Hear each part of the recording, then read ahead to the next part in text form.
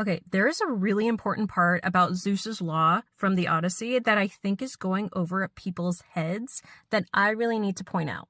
So Zeus's law is treat other people with hospitality and basically the way that you would want to be treated. It's essentially the golden rule, right?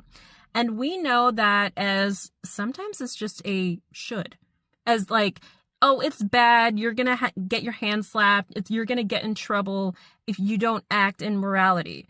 When honestly, in reality, like it's laid out in the Odyssey, it's a law, meaning the universe also operates. There's a mechanism that makes it so if you don't act in this moral way, karma's going to get you.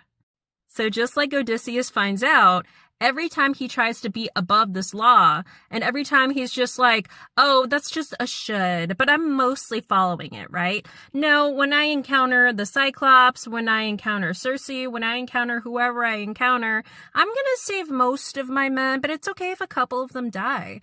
It's okay if a couple of them die when we hide in the horse, Sinon dies, because, it was worth it, right? It's a worthy sacrifice.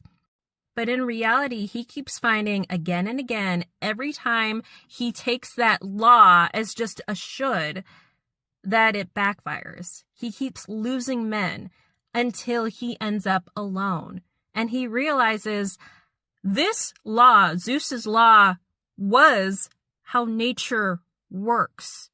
So think about just like you have to eat and drink to survive. You can't be above that. You can't pretend that you can starve for the rest of your life and still be alive. That is just how nature works.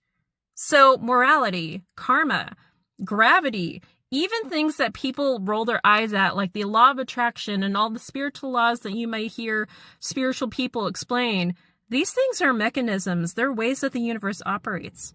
And so you see with Odysseus, he finally fucking realizes that at the end, and then he kind of like, in a really funny way, honestly, he strapped himself to a raft when he finally wants to go home. He doesn't try to overcome nature or force the ocean to do anything. He flows with the waves.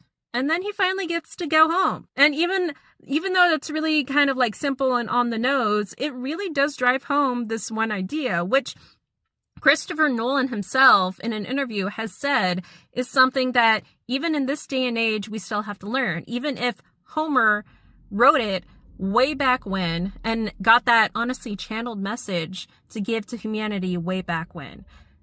These things are not just shoulds. This is how the universe operates. We just need to work with it.